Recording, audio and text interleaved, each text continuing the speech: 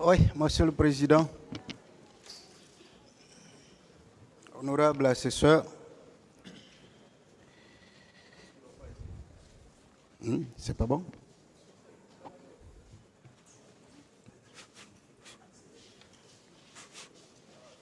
C'est bon, je peux aller avec ça. Monsieur Claude Pivy, hier, une partie de la défense vous a indiqué qu'elle va commencer par ce qui est fort et finir par le dessert.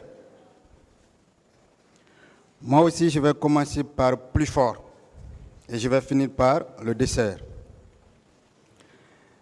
Je vais commencer par la photo qu'on a exhibée ce matin. Est-ce que vous l'avez avec vous?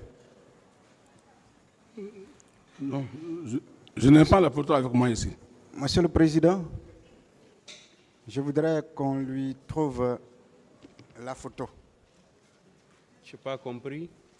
Je voudrais qu'il ait la photo avec lui parce que les questions concernent la photo. Je vais vous remettre, alors avec la permission du Président, je vais lui remettre ça. Gardez très bien cette photo avec vous et regardez.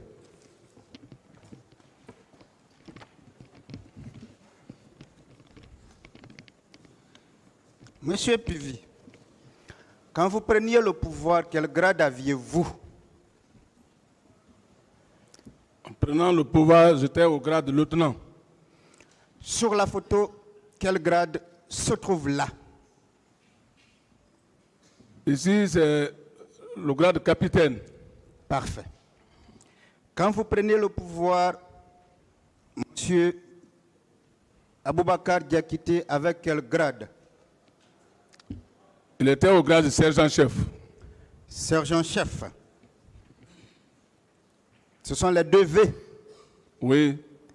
Sur cette photo que vous avez avec vous, quel est? Il est au grade adjudant ici. Là-bas, il est? Grade adjudant. Parfait.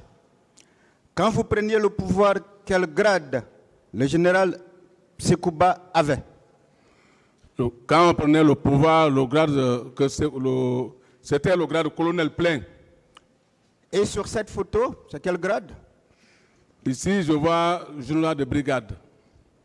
Est-ce que ce n'est pas la preuve que c'est fabriqué? Ce n'est pas le jour de la prise de pouvoir. Ce qu'on a exhibé là. Ça, c'est des photos après la prise de pouvoir. Totalement après la prise de pouvoir. Je vais aller même plus loin. Vous avez écouté le ministre Diaby ici. Il avait déclaré ceci, qu'il a été appelé par ses amis et quand il est arrivé devant le camp, Makambo était là le jour de la prise de pouvoir et lui a dit, si vous ne prenez pas le pouvoir la nuit là, on va tous, je ne sais pas vous tuer, je ne sais plus, je peux me tromper. Ce jour-là, ça veut dire que Makambo était à la porte et n'était pas à la prise de pouvoir, n'est-ce pas? Oui, il était à la porte. Est-ce que sur cette photo, il ne figure pas Makambo? Sur cette photo, attention. Juste entre votre tête, passez-moi l'expression, et la tête de M. Toumba. Est-ce que ce n'est pas Makambo qui est derrière? C'est Makambo qui est derrière. Est-ce que Makambo pouvait-il être à la porte du camp et être au lieu de prise de pouvoir?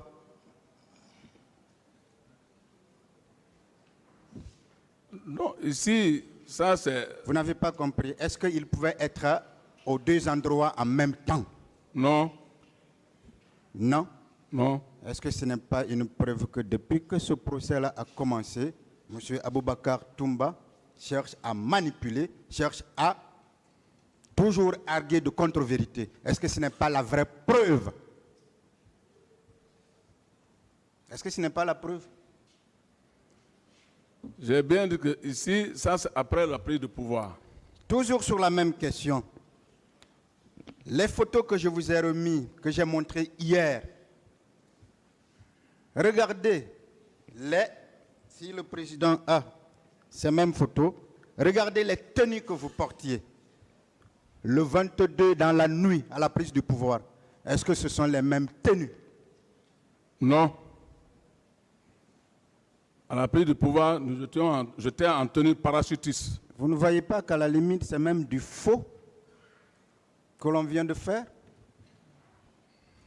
J'espère de tout cœur que le parquet prendra ses responsabilités par rapport à ce faux produit par une partie à une audience pour tromper la religion du tribunal. Monsieur Claude Pivy, je pense que cette question est réglée.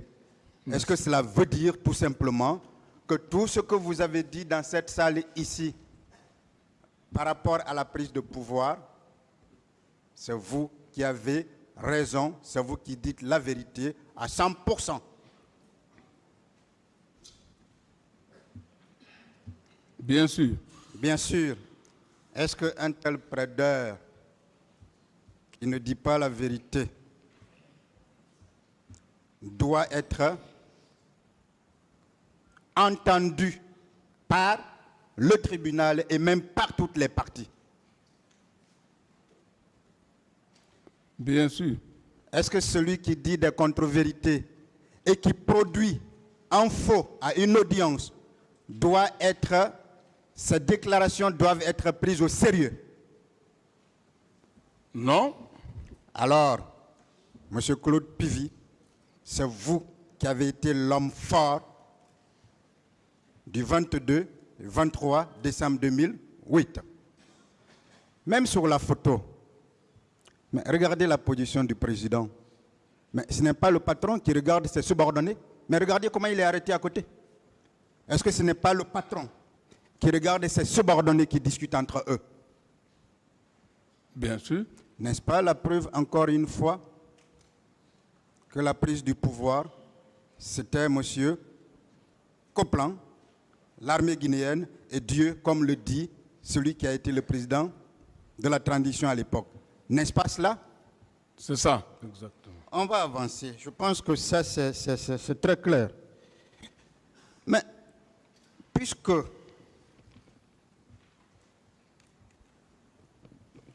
on a déjà peur, est-ce que vous saviez qu'ils ont déjà peur?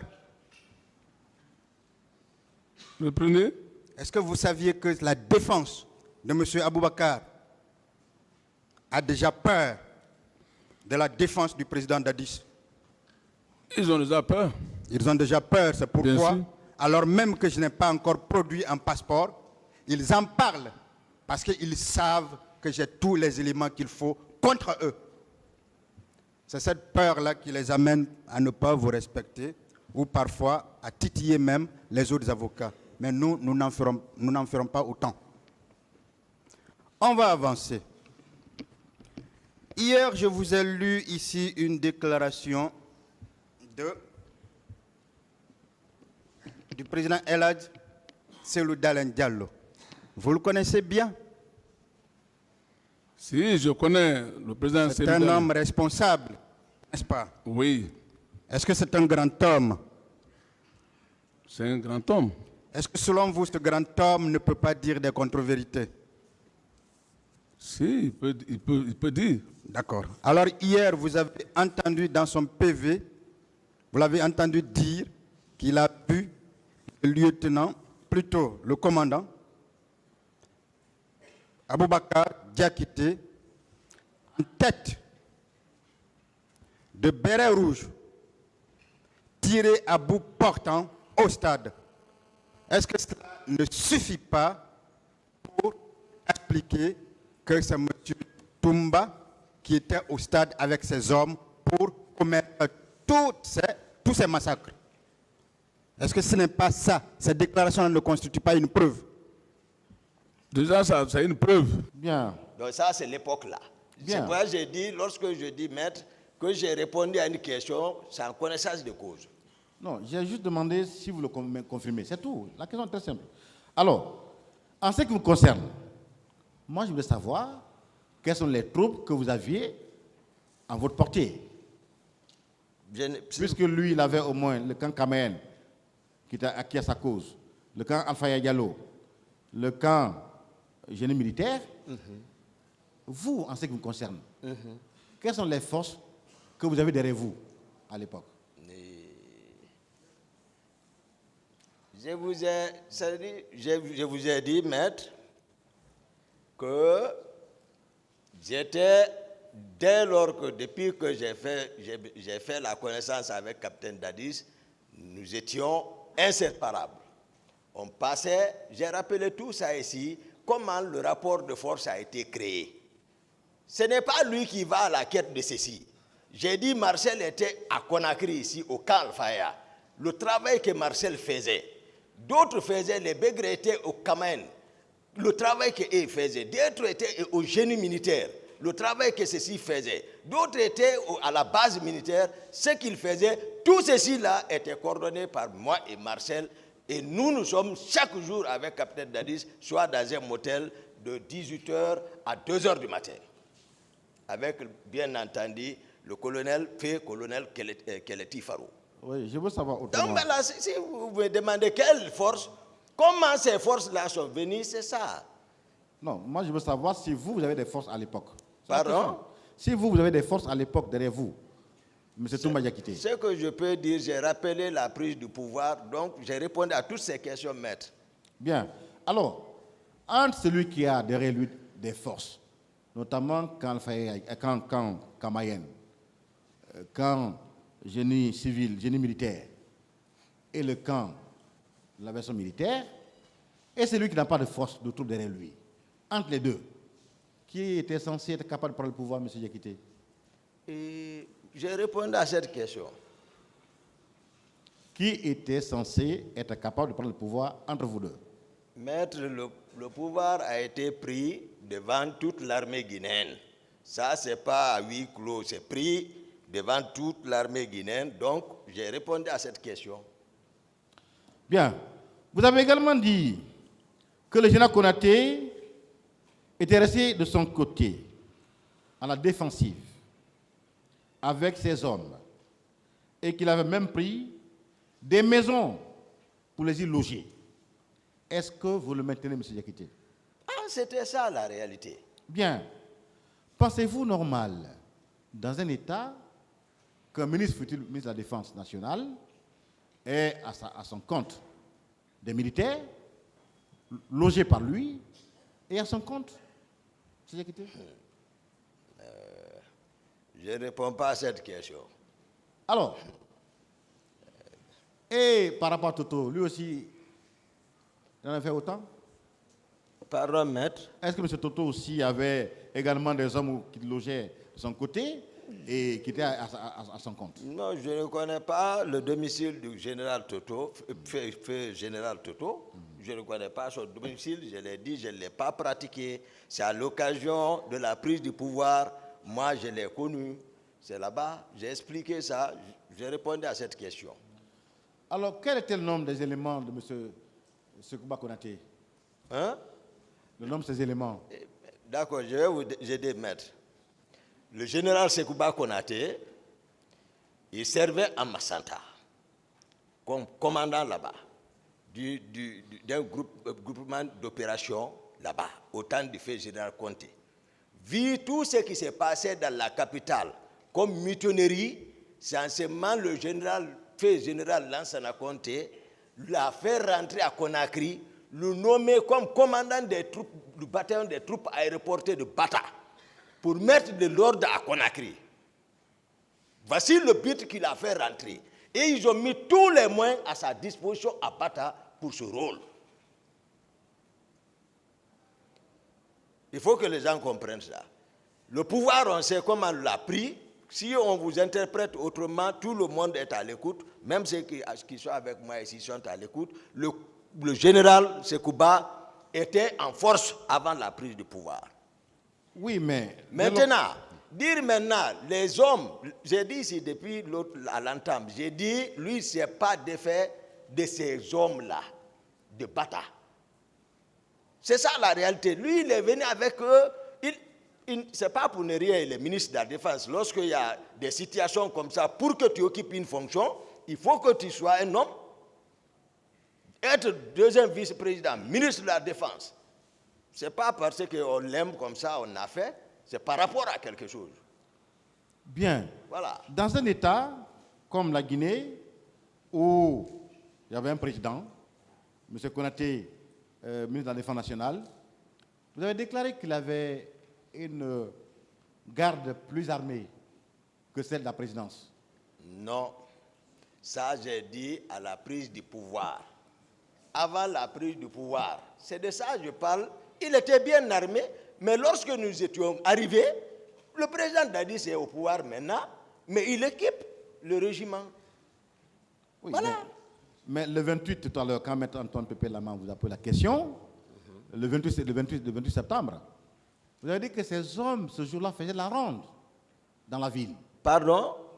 Quand mon confrère vous a posé la question avant la suspension, et vous a demandé, vous avez répondu que ce jour-là, 28 septembre, il y a les éléments du général Konaté qui étaient en mouvement dans la capitale. Voilà. Mais j'ai expliqué ça depuis Bien. l'autre jour. Non, non, il faut qu'on s'entende. J'ai expliqué ça depuis ici. J'ai dit, lorsque nous quittions vers la ville, les Marcel me suivaient derrière, entre Lavaz, Granco et son groupe descendaient. Marcel s'est arrêté à parler, moi j'avançais. J'ai vu le groupe du général Konaté qui sortait de Taouia, qui contournait le rond-point pour remonter vers le camp. Oui, Bon, donc c'est facile, l'explication c'est la ville. oui. Mais là-bas c'est une ville.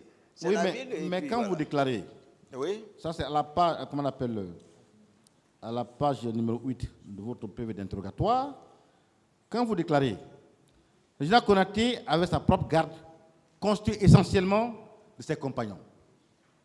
Sa garde était plus armée que la nôtre. eh, mais c'est comme ça au Burkina. Bien, Blaise comparé Thomas Sankara. Hein? oui. Moi, C'est quand vous venez au pouvoir, c'est comme ça.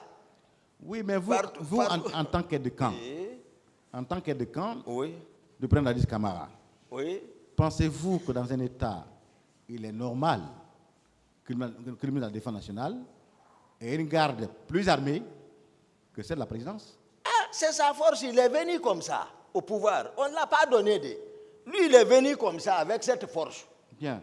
Il ne s'est pas, voilà, il s'est pas séparé de cette force. Il est venu comme Est-ce ça. que cela n'était pas une source d'insécurité pour le président de la République, M. Diakité? Et, en tout cas, à ce que je sache, à ma présence, rien n'est arrivé au président Dadis. Sauf quand il s'est tourné contre moi-même. Oui, C'est mais là-bas où le problème est venu. est-ce qu'en tant qu'aide de camp du président de la République, vous ne devez pas prendre des mesures destinées à mieux garantir sa sécurité, notamment faire en sorte qu'il n'y ait pas de garde plus armée que celle de la présidence? Surtout Non. que vous êtes au même endroit. Non, c'est pas facile comme vous... mais le général, c'est un guerrier, c'est un commando. Lui, c'est un homme de terrain. Comment il est venu avec sa force? Comment retirer cette force? Il sait. Il y a quoi? Moi, je ne suis pas dans sa tête. Mais, tout de moins, voilà, ma présence aussi, voilà, empêchait beaucoup de choses, c'est ça. C'est que chacun se respectait. Il fallait équilibrer les forces. Moi, je savais, j'ai vu l'attitude de mon président. J'ai vu ce qui s'est passé. J'ai vu la position du général Sekouba Konaté. Moi aussi, j'ai dit, bon, voilà, chacun va rester comme ça. Chacun va se méfier de l'autre. Bon, quel grade aviez-vous au moment de la prise du pouvoir? Quel grade aviez-vous au moment de la prise du pouvoir? J'ai répondu à cette question. À quel moment êtes-vous passé au grade de lieutenant puis de capitaine? J'ai répondu à cette question. Non, je n'ai pas entendu la réponse, M. Diakité. Pouvez-vous répondre, s'il vous plaît? À la prise du pouvoir, maître, j'avais le grade de sergent-chef, je crois.